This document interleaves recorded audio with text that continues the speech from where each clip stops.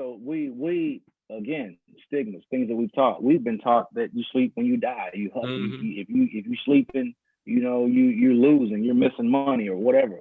But you know what? The more you miss out on sleep, the more you increasing your likelihood to have not only mental health issues, but physical health issues. So not sleeping is robbing yourself of the basic thing that you can give your body to replenish and restore and re-strengthen your entire body. Yes. Because your body uses that sleep, the time that you're sleeping, that's when your body is getting ready for the next day. It's like, if you're a NASCAR driver and you never stop to do a pit stop, and you're trying to do the Indy or the... What's happening, y'all? This is Mike D with Black Fathers Now, where we're bringing the village to the brothers. Every couple of weeks, you can look forward to a quick inspirational message or a thought-provoking guest with knowledge and wisdom, all geared towards helping you be the best father that you can be.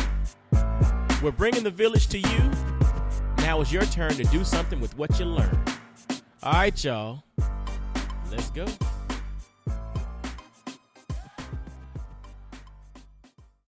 What's going on, fellas? This is Mike D, Mr. Double Down on You, with another episode of Black Fathers Now. Now, dig this, man. This is a special episode. And again, I know I always say this is a special episode, but real talk, every episode is a special one. But this one is special because we in the moment with it. And we got my man, Eric the Counselor, a.k.a. Eric Capehart Sr. on the line with us today. Now, this brother's a husband and a father. He's a professional counselor who's passionate about helping Black males navigate successfully through life's greatest challenges. He's a Tennessee-based counselor, and I have to also be fully transparent. This is my personal therapist. This is my counselor. This is my guy. So when I have to unload and unpack, this is the brother that I personally am connecting with. So fellas and ladies listening to, because y'all like to tune in to what we're talking about, let's welcome my man, Eric Capehart. How you doing, brother? What's up, man? It's good to be here. It's always good to be on somebody else's podcast. So I'm excited to be the one being interviewed this time. It's always good. And I'm glad you put that disclaimer out there. Not necessarily a disclaimer, but you said that I'm your counselor. For those of you that might be freaking out, like, oh, you're not supposed to say that. It's up to you. When you're in counseling, it's up to you whether to share or not. Someone is counseling you, so you've done that. And so that I just want to put that out there for those that might be worried about it. But good, man. It's good to be here today. I'm excited about the conversation that we're going to have. It's an important conversation.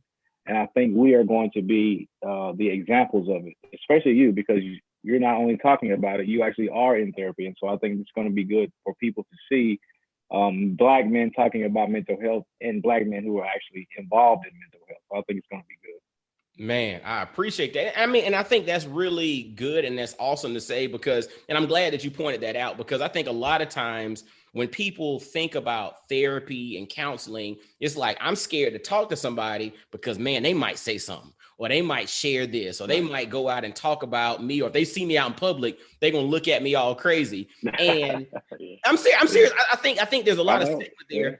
But the thing is, I would also think about like your doctor outside. So like your physical doctor. So if you got some type of issue going on and you go see your doctor, you're not necessarily ashamed to go to your doctor and throw your legs in the air and say, look here, dude, what's going on here? Right?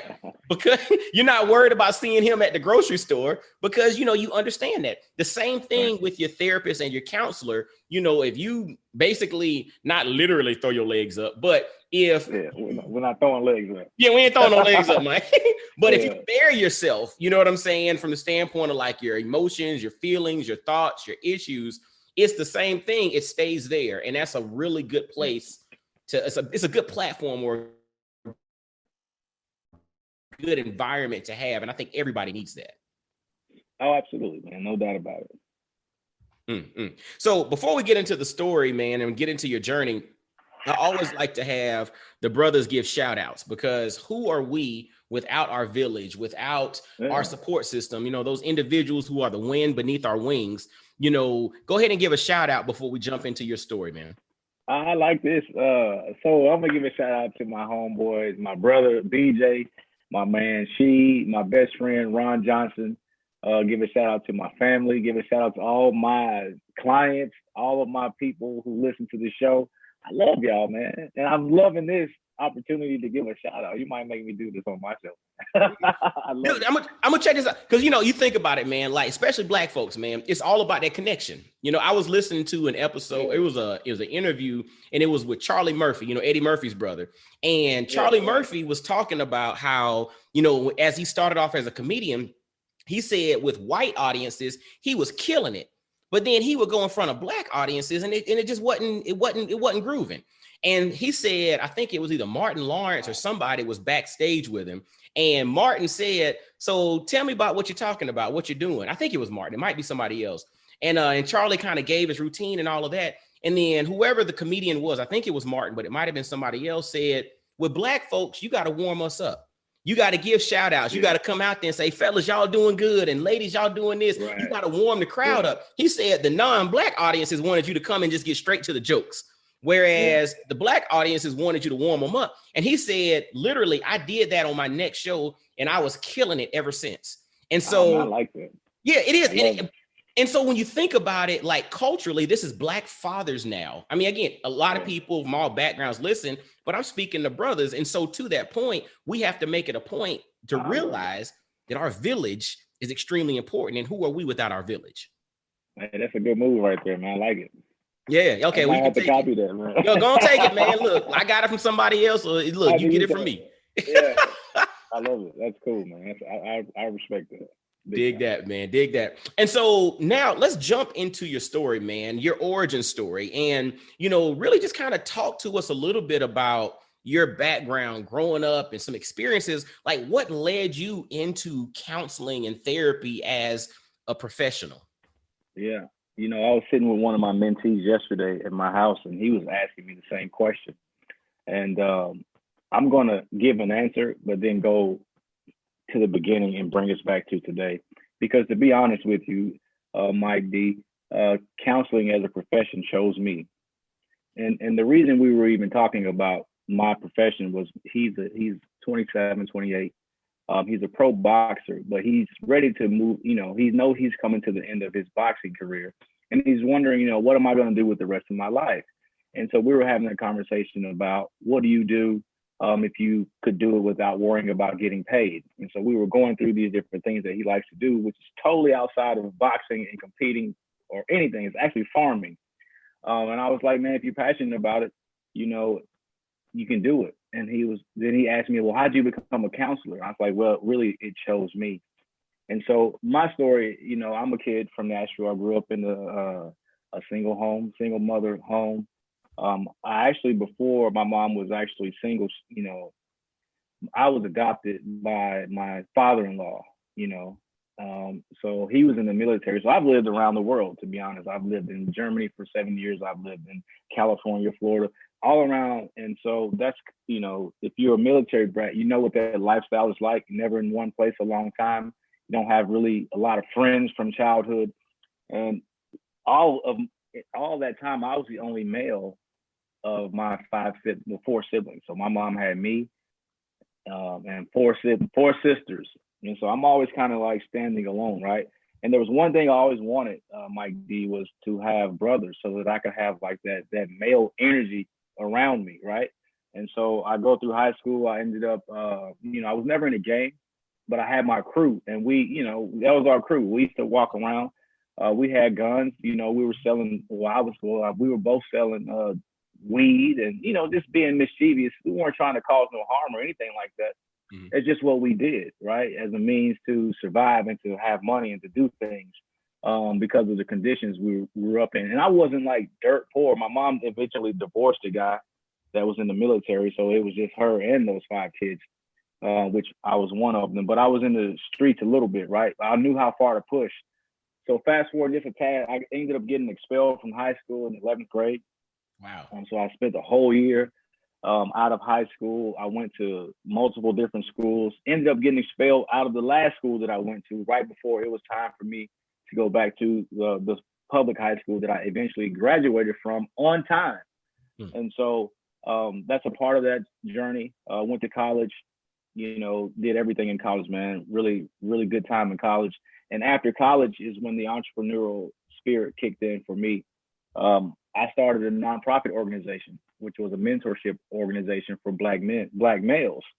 And our whole purpose was to reduce the likelihood that they would ever come into contact with juvenile court for any reason. And some of those reasons were even beyond what we could help them with. But we were mostly helping with, behavioral issues in school, getting their grades up, those types of things. And we did that for 11 years. And so in the midst of me doing that, Mike D, I realized that, I spent a lot of time at my boys' homes, talking to their mothers, talking to their grandmothers, their dads, whoever was taking care of these boys.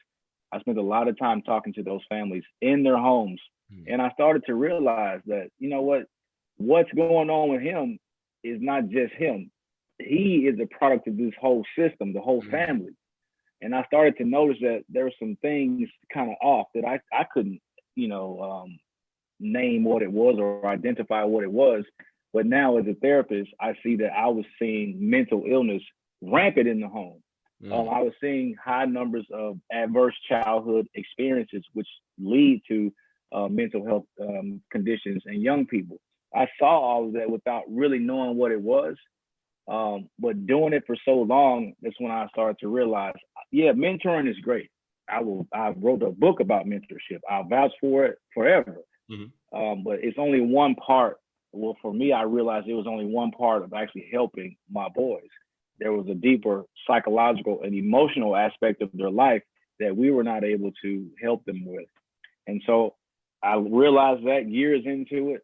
And then after 11 years, I decided, you know what?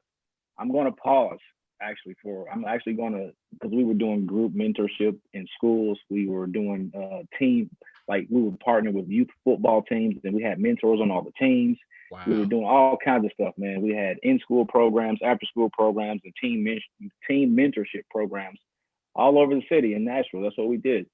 At the end of the 10th year, going into the 11th year, I decided I'm going to go and get another master's degree and become a professional counselor with a vision to one day, which I'm doing it now. I'm living in the manifestation of a vision I had in 2014, which was to couple the two, the mental health aspect with the therapy. So I actually now have therapeutic mentoring that I do.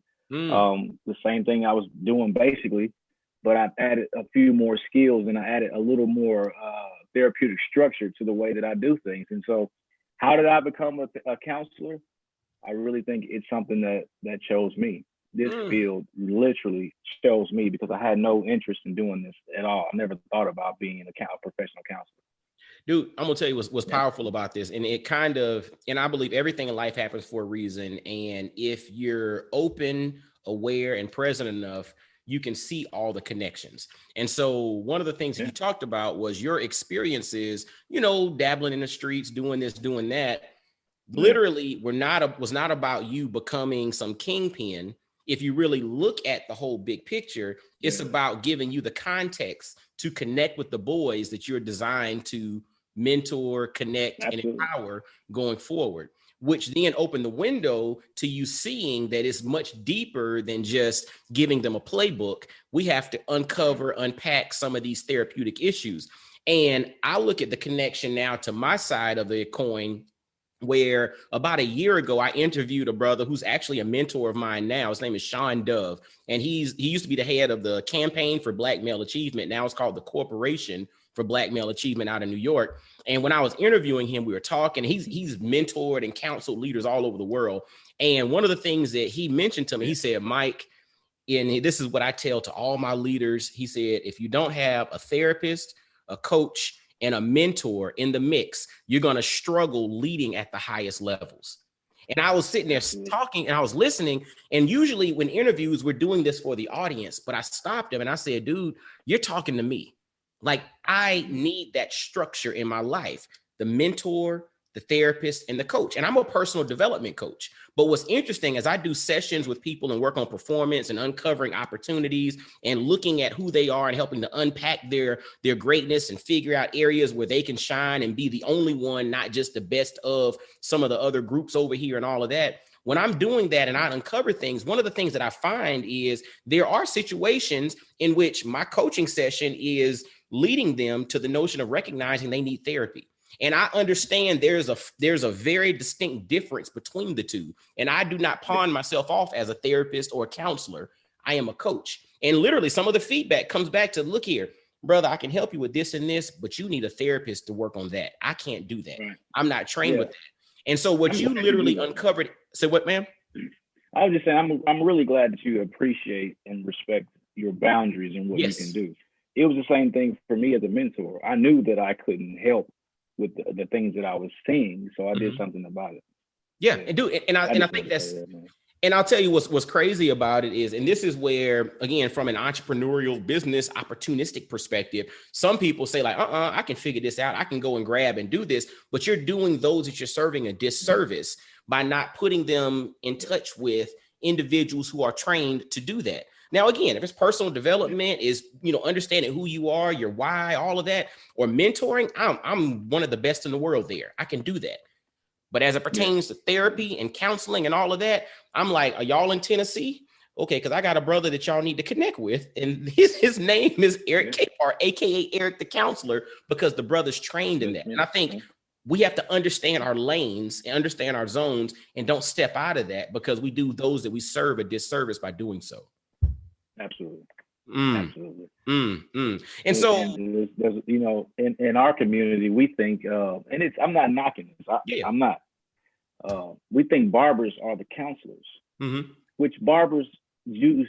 Barbers use one of the most powerful counseling tools, which is listening.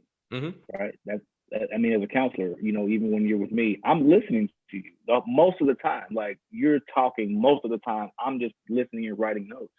And that's what barbers provide.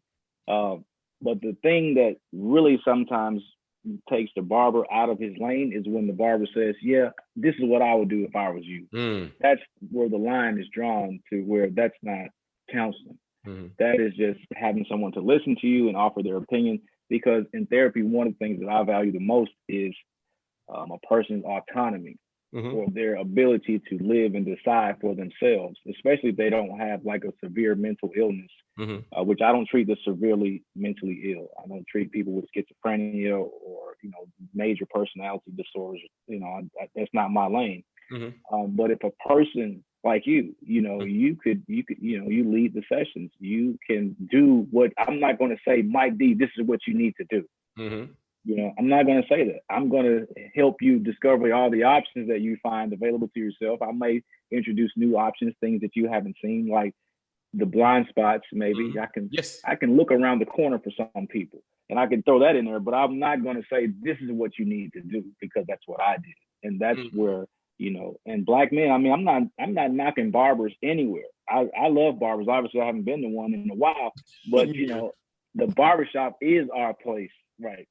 That's our space, man. That's the space where you can go and chill, kick back, and actually talk about your issues, the ones you want to share, and even hear other people's issues. Because you can sometimes the barbershop, I went to a shop for a long time, and even after I got cut, I was in the shop. There's like a whole conversation going on with everybody in the barbershop. It might not be just you and your barber there. Might not just be you and your barber. But I think it's important to know that if you're using a barber as a counselor per se, I would encourage you to get with a trained counselor, and you will see the difference, and you will learn to actually appreciate your barber more, because that barber can kind of stir some things up that you can actually process with a counselor. So I think it's a very important thing to know, that talking to a barber is cool. Talking to your homeboys and all that, that's great. But you got to come and get some unbiased feedback and experience mental health through the techniques that you will be introduced to by a counselor, a professional counselor.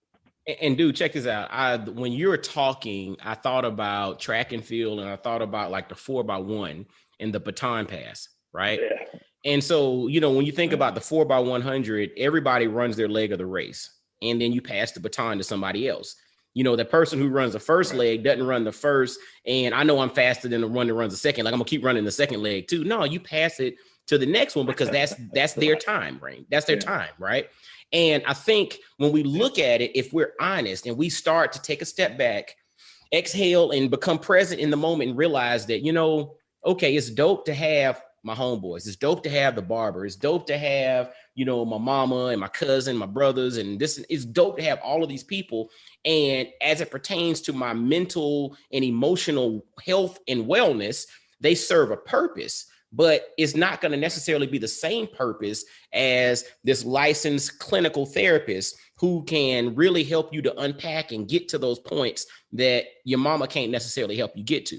And so but these people are important because, to your point, and I love the analogy you gave, the barber stirs it up. But I think for a lot of us as Black men, we get stirred up, but then we just stir it up. And then it's like it's like if you making some sweet tea or something, you put the sugar in, you stir it up, but then you let it sit there, the sugar settles back down to the bottom again, right? So we stir it up, but then we don't go and do something with it, meaning we don't go and take it to the place to then get it right by someone who's really trained to help us get it right. We just stir it up, then it resettles until we go back to the barbershop again and we stir it up again, then it settles, or your homeboy stir it up. Guess what, Mike? Like another great thing that works with Black men, and this is me talking to your audience. I know who listens to the show. Yeah. Like, it's called talk therapy. Mm-hmm. It sounds basic, and it is basic, but you're just talking, just like what we're doing. But there's a therapeutic benefit in doing that with an unbiased professional, right? Even though you're in the barbershop, they're using talk therapy, or they're talking and they're listening. And that's cool, right? It's just, everybody just talking and saying what they need to say. But that is one of the most highly effective ways to help Black men. That's what I use with you. Mm-hmm. Talk therapy. We're just talking. You tell me what's going on. I'm listening for triggers. I'm listening for ways that I can help you mitigate those triggers. But essentially, we're just talking. I think, before I became a counselor, I think counseling is kind of a boring topic, like a boring field. Like, it just is. But that's why you need to have someone with energy and someone that can make you feel like, oh, I need to do that. Because, counseling is a profession that was created by European white folks. And there was not anybody Black that I ever learned about on my process of becoming a counselor. So I don't want to say it's not for us, but I'll just say it wasn't created with us in mind. And even if I take it back further and say this, that it was once when Black people were, I'll say when enslaved Africans were introduced to the idea of mental health, it was used as another weapon against our people. Ooh, so, for an example, there was a disorder, I think it was known as niggeritis or something like that, niggeritis, and the whole thing was, if you wanted to be free, if you no longer wanted to be a slave, and you tried to escape, or even if you didn't try to escape, you would be labeled as having this mental health condition. Wow, dude, can only because you want to be free. Dude, think about it.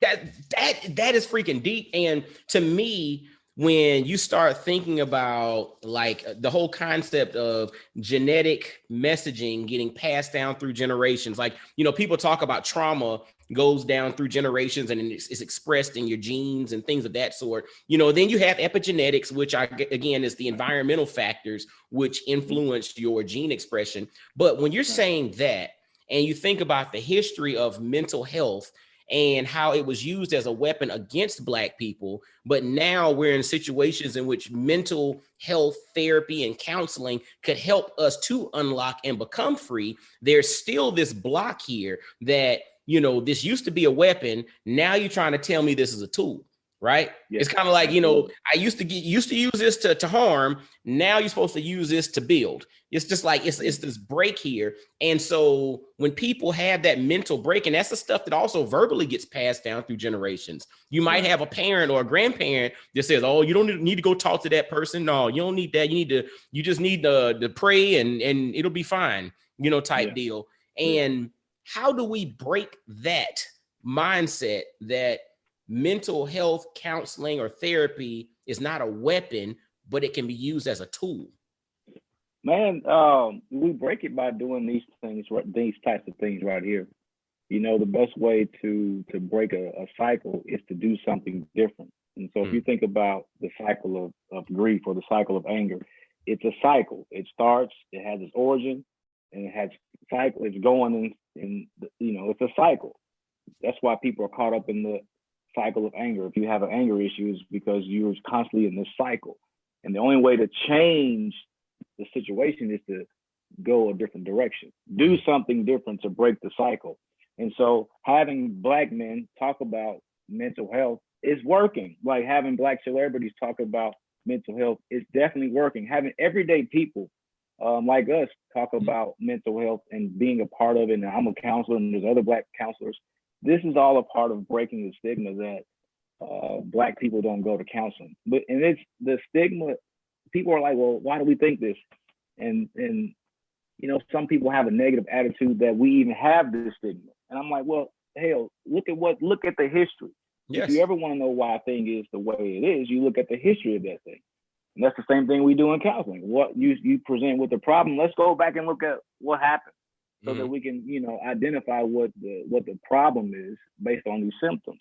And so if we look at our society and we think about why do Black people don't not want to go to counseling, we'll go back to the history and see how we were kept in insane asylums against our own will. We were diagnosed with there's a story I read about. I wish I had the actual citations for these stories, but I'll just share it anyway, just to show the power of it. There was a Black woman who was kept in an insane asylum for so long. The time that she was there, her family died off, her husband died off, her children died off. And then when someone finally literally like assessed her for real, the only issue she had was poverty. She didn't have any type of psychological disorder. She wasn't even suffering from the mood disorder, like the depression of losing her, and being locked in this facility. It was all because the woman was in poverty. That's why she was there. And so when I say that the reason we have these stigmas are valid reasons, and I like how you're saying that let's use what was once a tool or a weapon against us as a tool to empower us. That's exactly what we're doing with mental health, because we've normalized being mentally unstable. We've normalized so many behaviors that are not stable. They're pathological. They are pathological behaviors that are not helpful, but we've normalized it. And so when you have people that look like you, that is knowledgeable about the subject, then you have what is necessary is to be what's known as a culturally competent therapist. And you're not culturally competent just because you're part of the culture, but that does help you. Like, I need to know how to best reach a Black man in counseling. It's not just me showing up and being a Black man that's helping. Maybe that'll help them get through the door. But in the session, I need to know how to let my competency show up, to let that man know that, hey, I do understand what you're talking about, And you pointed it out earlier when you made the connection between my upbringing in the streets and how I'm using that to help people today. I call that the relatability factor. That's like my secret weapon in counseling, is I have this relatability factor that people, they don't think that I have for some reason. But when I start talking to you about it, you're like, oh, okay, he actually know what he's talking. Like, yeah, we speaking the lingo, but I'm also helping you in a therapeutic way. You're winning. You feel like, oh man, that is the perfect person to help me deal with the situation. Dude, so, I'm gonna throw something in. This is awesome, but then it also leads to a challenge. So the awesome factor is the relatability or the connection really goes back to like what we're talking about with the barbers. The reason that brothers share everything with their barber, because it's like you might have been with their barber for the last 20 years, right? That's your dude. He understands you. He knows what you like, how you like it, what level he wants you cut. He knows all things about it. He knows all your relationships, your kids. He knows all of this stuff, right? Y'all have a relationship. You're comfortable with him. Right? You know what I'm saying? I mean, you stop and you think about it. You'll sit in a chair and allow him to have a razor coming near your head. You're just like, dog, you trust that brother. You know what I'm saying? Like, it's something there. You think about it, right? If you really put in context, it's the relatability factor. And when you talk about your relatability to brothers, that is like a no-brainer. When they see that, they're like, yo, I want this dude to help me walk through some of these issues. Now, here's the conundrum. there's not a lot of you around, and there's a lot of brothers that need counseling and therapy. How do we find that fix for that particular issue? Because again, if there was an Eric Capehart and, if there's 20, 30, 40 of you in every city in America, every brother would have access. But the reality is that's not the case. And when we look for you, you're like a needle in a haystack compared to the overwhelming majority of those that are out there. What's the fix there? Yeah, man. I'll just take the moment to say that we do exist. There are many Black male therapists, not in comparison to our white counterparts, or not even in comparison to our female counterparts. And I think the reason it's hard to find a lot of us is that we're not trained in promoting and marketing ourselves. That's not a part of becoming a counselor. But for me, as a businessman, before I became a counselor, I understand marketing. I have an MBA. I understand the importance of PR and really utilizing social media. But I think in Nashville, we had a list that my company came up with. There's about 28 Black male counselors, and that's between counselors up to psychologists, psychiatrists, and all in between. There's a array of us here. But the problem that you bring up is a problem. And to be totally candid, I don't know how to solve that problem. I mean, it's like we can't make more of us, well, we can make more of us. And then I guess maybe thinking about the problem, if I think about it in the long game, like long term, it's that we would just recruit more young Black men to want to be counselors, go into the high schools and show up and these guys show up and just talk about being counselors. I guarantee you those boys have an interest in it. I guarantee you, because I did it for many years. I know those guys have interest in learning about sociology and psychology. I know that they do. Maybe that's a way to reduce the problem. You can do, and sometimes you may not always need to have a one-on-one situation. So if you are thinking like, you know what, I would like to establish a relationship with the counselor. Maybe I don't need to do one-on-one, or I'm not ready for that. Maybe you can find a counselor that's doing group work. I do group anger management classes. It's controlled. Everybody's there for the same reason, to learn how to control their anger better. And so after the class is over, everybody has had a therapeutic session together and learn how to manage anger. So you can take advantage of group things. But it is a problem that there are, like you're saying, there is a relatively small amount of Black male counselors in the city that I'm in, which is not far from you. I know a couple up there in Knoxville. We do exist, but then again, the problem is multi-layered, Mike. So let me throw this out there. Most of the Black therapists are fully booked Black males. Especially if they accept insurance. And that's kind of where I was going as well. So, we got the numbers are not humongous or not robust. You got certain pockets here or there where there are more Black male therapists than not. But then it comes to the notion of then the availability, right? It's just like, like I was talking to somebody recently and they were like, and I threw out some names and they were just like, dang, every last one of them is booked. No openings, no availability. But that then goes back to the whole notion of supply and demand. The supply is not enough to meet the demand that's out there. And it's growing. The demand is growing. The more you see celebrities and the more these types of podcasts and my show and all this stuff, the more we put this into the culture, the more people are going to want to have therapy. And so maybe you're giving me an idea to maybe we should just go on I was literally talking to our mayor's office, not the mayor, but there's a team in our mayor's office and it's the public safety. And they invited counselors in to talk about, from our perspective, how we could help improve public safety. And one of the things I actually said was, we got to play the long game, and we actually have to recruit Black males to come into this field. And so there's an opportunity right there that maybe something I need to take a step further with your help, maybe, and figure out a way to recruit more Black men into the field.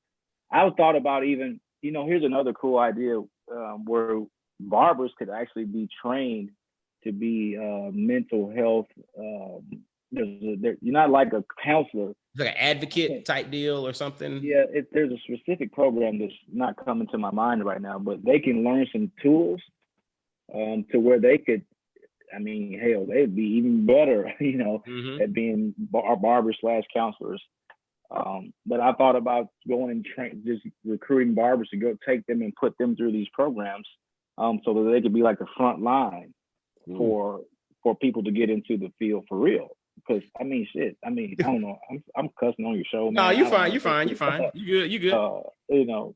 Again, we're gonna have to talk. We're gonna have to talk more, dude, because I really think, I think you could be onto something. I was sitting there thinking just the whole concept, like you mentioned, issues with promotion and marketing of especially Black men and mental health, but then the recruitment of Black males into the field of mental health, fully licensed, but then also maybe some lower level certified trainings in various high touch point industries that could serve as that medium between, or that go-between, which could potentially lead people, maybe if they can't get a full therapist, but while you're here, you got somebody who at least knows what they're talking about. They're not feeding you BS, like homeboy down the street, you know what I'm saying? And so, I think we need to talk a little bit more about that offline, because I think there might be something there, because again, when I talk to brothers and you throw it out there, there's excitement and openness, especially when I'm open about like, yo, this brother's been game changing for me to rethink, how I look at control and how I look at,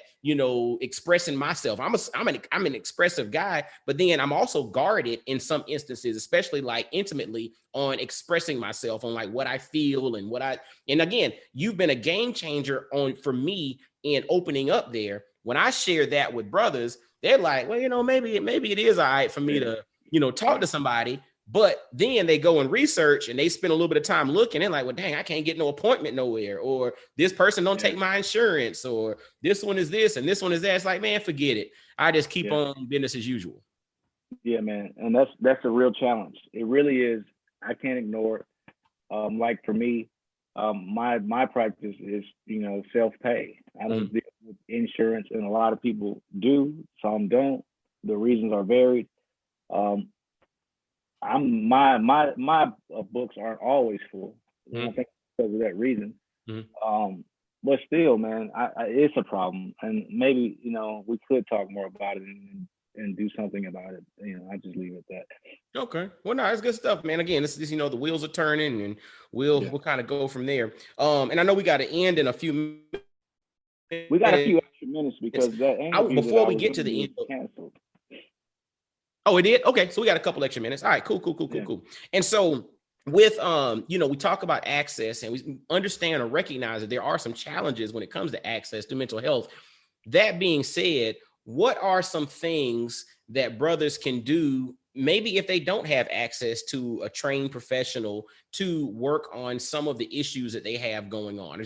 Are there things that they can do, things they can read, are there apps or something that, in lieu of, again, the best case scenario is to have a personal relationship with a trained therapist or counselor. But again, there are folks who access is an issue. What are some, I guess, stopgap solutions? And we're not talking about severe mental situations where you need to go and see somebody, but maybe, you're just dealing with a little something now. Are there any solutions out there that you're aware of that brothers can incorporate right now for themselves? Yeah, man. So to answer that, I'll just kind of frame it this way. In my practice, I specialize in helping people deal with anxiety-related issues, mood-related issues, and social-related issues, right? Anxiety, mood, and social, and also identity issues. And so oftentimes I'm introducing my clients to apps. If anxiety is an issue for you, I'm going to teach you some ways to manage your anxiety in session, but I'll also introduce like apps like Headspace, which is a meditation app, or introduce like an app called Calm, which is another meditation app. And those apps help you practice the breathing techniques that you would be practicing with a therapist. And it doesn't mean you don't need to have a therapist, but it is, like you're saying, it's a good fill-in or adjunct to therapy is to have these types of apps. If you have an issue with attention deficit, there's apps that can help you keep things on the schedule more often. If you have an issue with pornography, there's apps that could block you from getting access to pornography. There's usually an app for that, you know what I'm saying? And so I use technology a lot in my sessions, especially if I feel like it's going to help, because it will help. I mean, if you look at your time on, your, what do you call it, your screen time, you've probably been online for a few hours every week. And if you're already on your phone that much, well, you can use your phone to actually help yourself. Because the more time you spend on your phone is actually, getting your mind going, and it could be a problem for you. And so if that's an issue, then I would probably try to stay away from inviting you to get on an app if you already have like an issue where you're on your phone too much. I would teach you other natural things like going for a walk 20 to 30 minutes a day, every day. Just going out and being out in the sun, period. You know how many people don't even go outside? They spend no time outside, right? But that's actually therapeutic. Go for a walk in nature. Literally go to a nature park and go for a walk. That's therapeutic for you. So there's always something to do. I always tell my clients, the breakthroughs are not going to happen in I won't say not in the session, but the long-term change happens outside of counseling. 100%. We're coming to counseling for practice. I'm going to teach you some things. It's like getting ready for the game. Life is a game, and you do the homework that I give you. You do the assignments that I'll say, hey, try this out for a week. Like, be very intentional about it, and then we'll come back and review how it went. Most times, if you do it, you're going to see the change. So now I'm going to say, keep doing that, and let's try to maybe add this, and then you'll just be on a path to living your best life. And so there's always tools to use. There's always apps that you can use just about for any problem that you have. I'm almost certain that there is an app. And this again is if you're not severely mentally ill. Absolutely. Right. I'm not saying if you have schizophrenia, there's an app that can help you with that. So if you're just dealing with anxiety, there's any number of apps that can help you with that.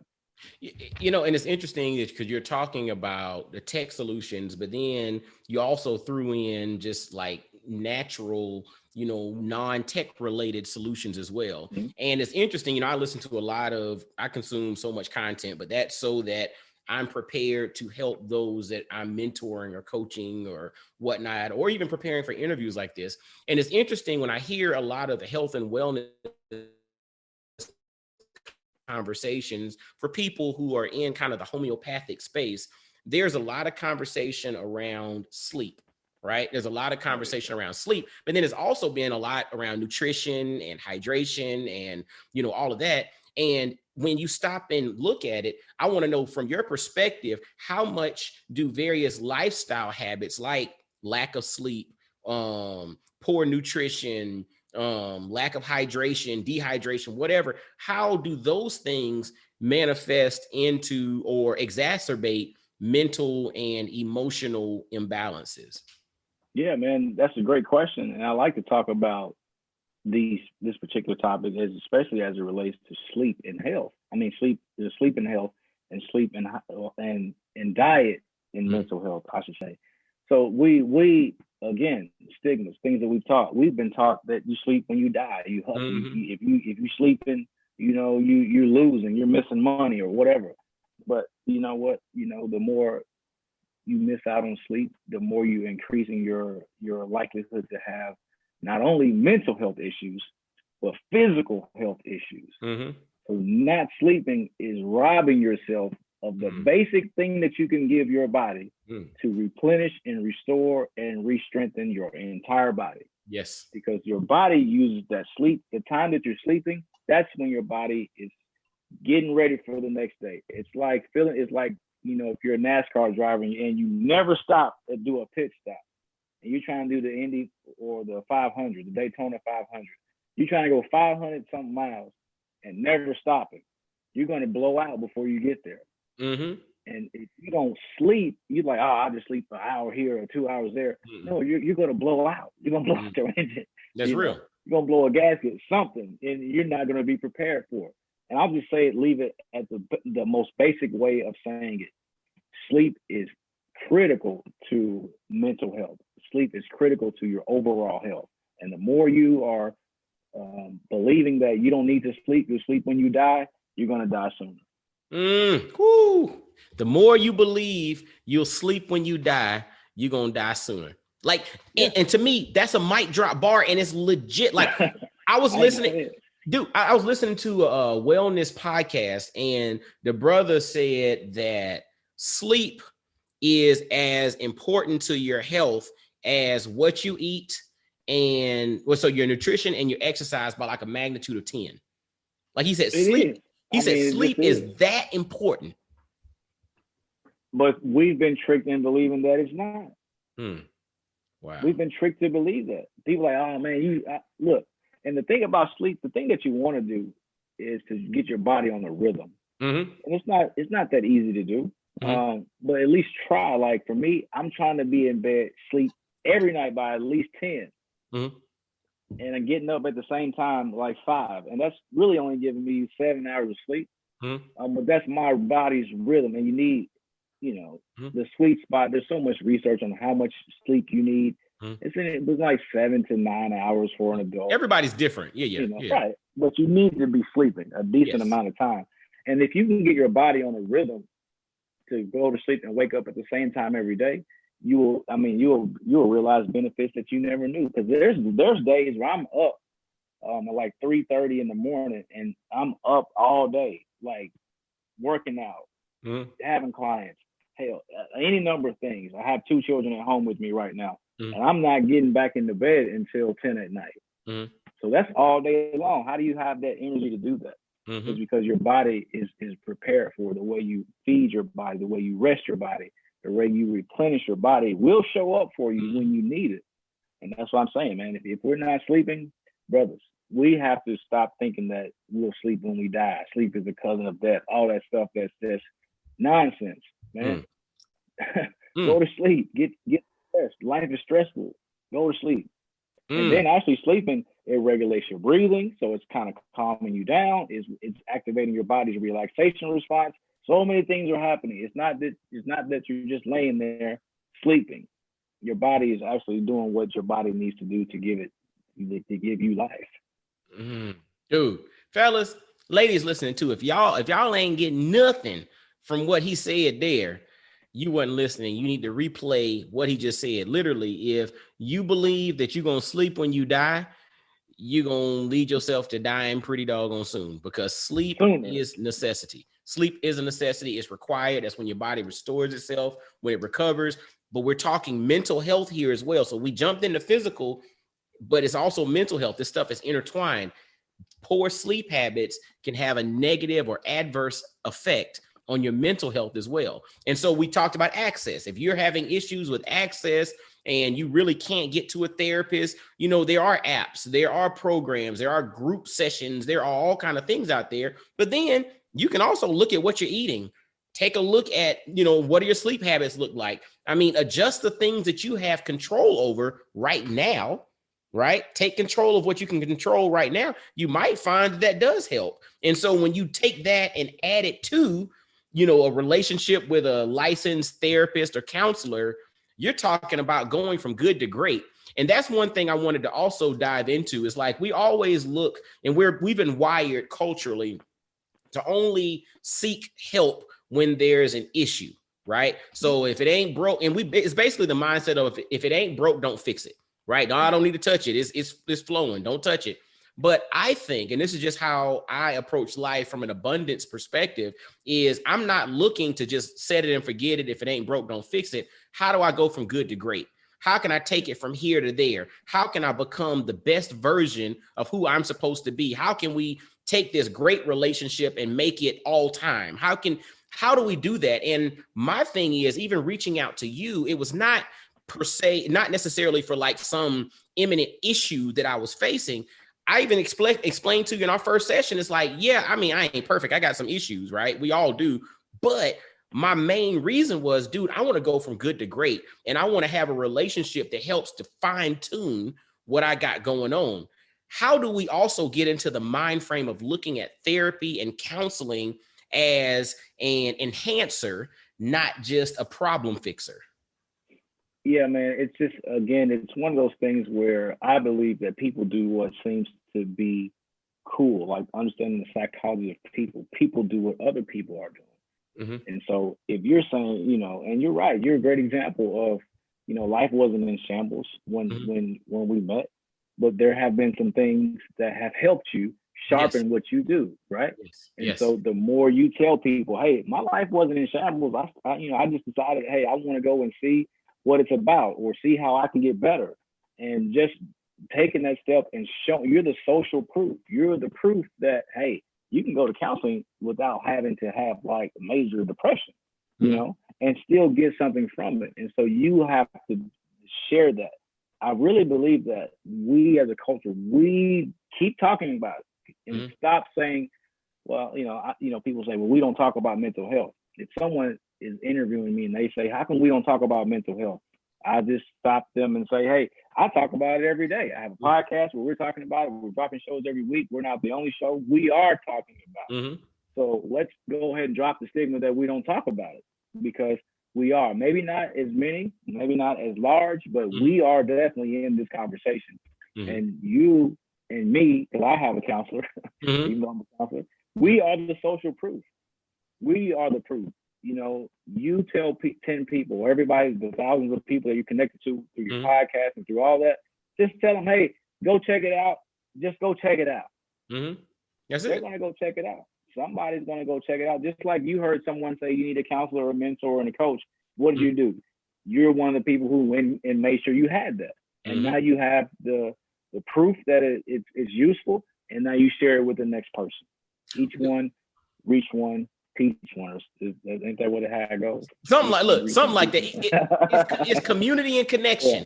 And I'll even say the interesting thing about community and connection, even how you and I connected, it was through another brother that I interviewed about 2 years ago. His brother named Aaron Muller, the Black therapist out of New York. So he and I, we're good friends now. We back and forth texting. And I asked him, I was like, dude, I need me a therapist who's licensed in Tennessee. And he sent me your name. He was just like, I've been on a call or two with this brother. He seems pretty dope. You should check him out. I reached out, and that's how we connected. Again, it's not always what you know or who you know, it's who knows you, because then your community grows. Then you have network. That's when you start having conversations and spaces. People demystify the issues, but then you start to realize that there's some pathways. And if you start talking about it, I'm a firm believer that, you find what you seek, right? So if you're seeking it, right, and you continuously talk about it, like you keep mentioning, and you keep putting it out there, eventually you're going to come in contact with somebody who either is that or who is connected to that and can say, like, dude, holler at my boy. Real talk. Yeah. And that's what this thing is all about. It's not like a magic thing. I don't have anything profound to say other than let's just keep the conversation going in our communities, in our homes, wherever we go. Let's talk about our psychological, emotional, and social well-being, because when we talk about mental health, those are the three aspects that we're helping you with: psychological, the social, and your emotional. Everybody can't help you with the social issues. I think that's where the relatability factor comes in. Most people know that when you go into the medical field, which mental health is a part of the medical field, clients connect better with people who look like them. Mm-hmm. That's not a secret. Everybody knows that. Yeah. Right? And that's for a reason. What I'm saying? That's for the social part of it. Now, so this is interesting. Like all last summer, we had the Black Lives Matter movement was real thick. Derek Chauvin, murdered, George Floyd. All that happened last year, right? And all these corporations were calling, not only me, but trying to put Black people in front of their staff to help them better understand what's going on in the culture. But while that was going on, and I oftentimes kind of told the people, like, yeah, we're talking about it. I'm talking to you about what's going on in the culture, but at the same time, I'm counseling men on the anxiety that we have, and I say we intentionally, that we have when we're out in the streets and we get stopped by the police or we encounter the police. Not everybody is the same. Not every Black man gets nervous when the police pull up behind them or, have this defensive posture. Not everybody does. But there are men who actually struggle socially or struggle with what's going on socially. You might be the only Black man working in your office and all this is going on. And you want to say this, but you don't want to seem like the angry Black man, or you don't want to even go there because you're the only Black man. So you're suppressing how you feel, repressing how you feel. I mean, any number of things. So that's how that the person that is helping you, looking like you, is important, because there's a social aspect of it that we can already relate to. Now, not all skin folk is your kin folk. There it is. That's real talk. It out there. And it is. But and I say that because I once had a black male counselor, and it just not working for me. It wasn't working for me, man. It just we didn't click. And that happens. Check this out. And I think that's a really awesome thing to kind of to highlight, is when it's not working for you, it's okay to change. See. Oh, absolutely. But that's, see, when we think about various segments of society, you know, we're like, okay, if your barber stops working for you, you're like, man, you go to another barber. Or if this restaurant that you go to all of a sudden starts serving bad food, you go to another one. You don't think anything of it. You just find another solution. In the space of like healthcare, you have an experience that's not overly favorable. You automatically feel like, oh, I guess therapy sucks. Ain't no point of me going to therapy. It's like, no. You got to give the same grace that you give in other segments of your life in regards to therapy. And I love you saying that you had a therapist that was a black male at the time that just didn't work for you. You had to find another one. I did. I had to. And that's what you should do.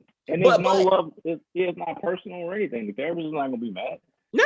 It happens. They're a service provider. But the thing is, a lot of times, we don't say that I need to find another one. We just say, throw therapy. Right, give it up altogether. So I'm glad you said that. Away. Throw the baby and everything away, just because, you know, just throw it all away. No, you go find another counselor. You find another one. You know, you don't miss out on the benefits of having a therapeutic relationship in your life with a professional. You go find one that fits. And guess what? You might be a black man that might not want to have a black male counselor. Me, my counselor is a black woman right now. I've had a white woman that didn't work out, a white guy, it just totally didn't work out. I've had a black man, it just did not work out. But I ended up with a black woman as my counselor, and it's working out.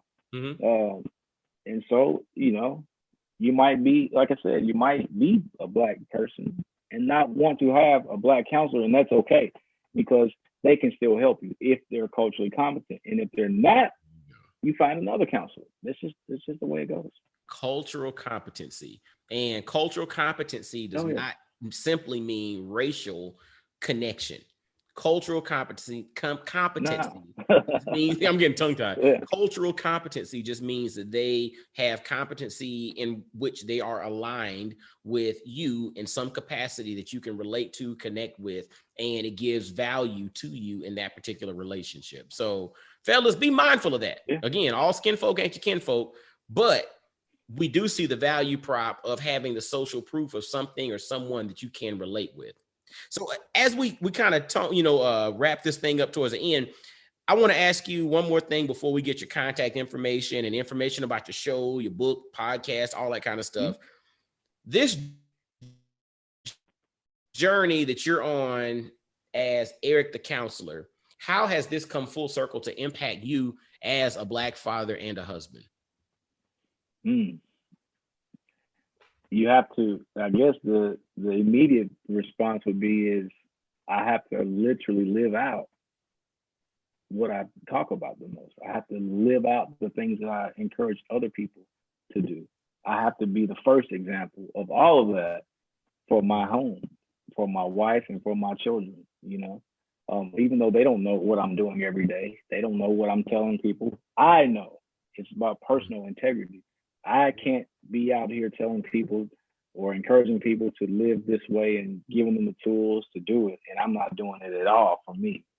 And so the way that this thing has come full circle for me is because it really if I look at my life as a circle, the center of it, I'm at the center of it. That means I'm touching all points all the way around.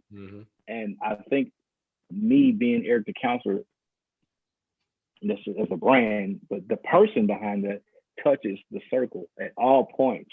And I'm just living true to I just have to be true to myself. I think that's, and it gives me a great sense of pride to be somebody's counselor. You know, having a counselor is a major thing. It's like having a pastor. Like, I respect my clients that way. You know, I don't want y'all to see me on the news for, you know, domestic violence. I'm not that, I don't have that problem, but I don't want to be on the news for beating up my wife. And I'm a counselor. I don't want to be, you know, on the news for a DUI after DUI, because I help people in that way. And so I have hundreds of mentees. I have hundreds of clients. You know what I'm saying? And they're on that circle. And me being at the center, I have to touch all of that. I think that's how it brings it full circle for me, because I have to live the life that I want my client. I want my client's life to be what's best for them, not anything like my life. You don't have to have anything, do any of the things I do. I want you to be successful at you. And the way that I can do that is to be the best me. I think that's how all this is really coming into full circle. And it really truly is my purpose, mission. I'm a helper. I'm a helper. You call it counseling, you call it mentoring, you call it whatever. But if I didn't have to have those titles, it would be a helper. I'm a helper and I'm a teacher. And so I use those skills, and that's how I help people. And I really think that's how this whole thing is full circle. No one's ever asked me that question. But to think about it, it does bring me back to that place that I have to live a life worthy of being somebody's counselor. I think I would say that. And I have to make sure that I'm doing it for my family. Like my wife, it's kind of, I don't counsel my wife and none of that stuff. You know, people think, oh, you're trying to counsel me. I don't do that. But I do try to do things or give things to help her and even my kids, just helping understand kids psychologically and just understand. I'm like, I do that, but I'm not a counselor at my house. I'm not a counselor at my house. I'm a husband and I'm a daddy, and that's it. And ain't nobody trying to get me. No one's coming to me for counseling at all. My wife will come to me and want to talk because she know I'll listen. But I'm not a counselor at home. I'm just Eric. Ooh, I'm not a counselor at home. I'm just Eric. That's real. But you are but you are a living testament of the practices or the things that you put out there. It's like you take your own medicine. Like that's something I think, and by being in the position that you're in, it's such an awesome thing because it creates this, this level of accountability that you have to, basically your actions have to match, right? I mean, I've referenced it numerous times on various interviews that I've done, but it's Live Your Creed by Langston Hughes, and the first stanza is, I'd rather see a sermon than hear one any day. Then the last stanza of Live Your Creed states, for I may misunderstand you and the fine advice you give, but there's no misunderstanding how you act and how you live. And so when you look at it, it's all about your actions, your words mapping to each other. And you being Eric, the counselor professionally, at home, you just husband Eric and your daddy. And that's what it is. I love it. Like a million times it does. Like if there's anything I hear, and any father knows this, if you around your kids, you're gonna hear daddy more than you hear anything in a day. Daddy, man, dude, daddy. And it's funny because when they're young, my wife and I would go back and forth. We'll say mommy and daddy back and forth to each other to encourage the kids this when they were young, and now it's a habit. So to your point, it's daddy coming in all forms, from wife talking to me to the kids talking to me. It's a trip. But I love it. Wouldn't have it no other way. All right. Well, dude, as we kind of finish this thing up, man, lay out all your contact information. How can the brothers, the sisters listen? How can they check you out, listen to your podcast, grab your book? If they're in the state of Tennessee and you got openings and all of that stuff, how can they reach out for consultations and all of that stuff? Just throw everything out there, man. Just promo yourself. Yeah, the first place, of course, if you need any service, if you like to, to have a professional relationship with me, you can go to ericthecounselor.com and just check out the site. Check out the information that's there. If you have any questions, feel free to call. I have an assistant. She'll answer any questions that you might have. If you want to talk to me, we could probably arrange for that. I don't really have a lot of time. I can't talk to everybody. But if you have questions, you can also contact me on the site. But just go to the site, check out the services that I do provide. And I provide services for people who are not in the state of Tennessee. It's not counseling. It's coaching more so than anything. I have clients all around the world, but I still use that therapeutic skill that I have to help people, but it's definitely not counseling. And so if you're in another state and you want to work with someone, just check out my site, ericthecounselor.com. When I'm on social media, I hang out mostly on Instagram. I just like that one the best. And you can find me at Eric the Counselor on Instagram. Our podcast. So I have my company I have Eric the Counselor, and then I have Experience Mental Health, which is a company that's all about creating content, culturally relevant content and events for our audience. And so you can find us at EMH Now on Instagram. Check us out there. We put all of our content on YouTube.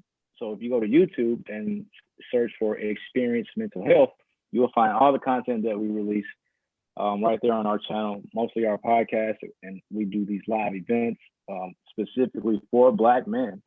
So you can check all that stuff out there. And that's really where I'm at, man. From those touch points, you can get in touch with me from one of those touch points. Awesome. And I'll make sure to have that in the show notes. So fellas, ladies listening to, y'all make sure to visit ericthecounselor.com. On IG, you can check him out at Eric the Counselor. You can also check EMH Now on IG or Experience Mental Health on YouTube. So I have that stuff in the show notes so y'all can reach out to Eric the Counselor and make sure you let him know that if you don't already know him, that you heard about him on Black Fathers Now, and, just connect with the brother. As you can tell, he's got a lot of good stuff going on, and his heart is really wrapped around helping Black males navigate, successfully through life's challenges. And so the brother's doing it. We say we ain't got nobody out there. He's a testament that we do have folks out there. And man, I thank you for taking time and chatting with us, brother. It's my pleasure. I really appreciate you inviting me to do this with you. Awesome. And we'll definitely have to probably do a round 2 at some point. And I got to schedule me another session at some point as well, so we can keep this ball rolling and I can keep myself. Take your time. When you're ready. Oh, I know. Look at here. I know this man. And so I know. I got you. But I appreciate you though, brother. Thank you so much, man. And so fellas, ladies listening to, make sure to visit ericthecounselor.com. Check Eric the Counselor on IG. Again, I'll have his information in the show notes. Hit subscribe. Check out his podcast and Experience Mental Health. And as always, make sure to follow Black Fathers Now on all social media platforms. Subscribe to the podcast if you're not already subscribed. If you're watching this thing on YouTube, make sure to hit the like button and subscribe button. Give Eric a shout out. And, until next time, y'all be blessed, well, and wise. And I'll holler at you. Peace.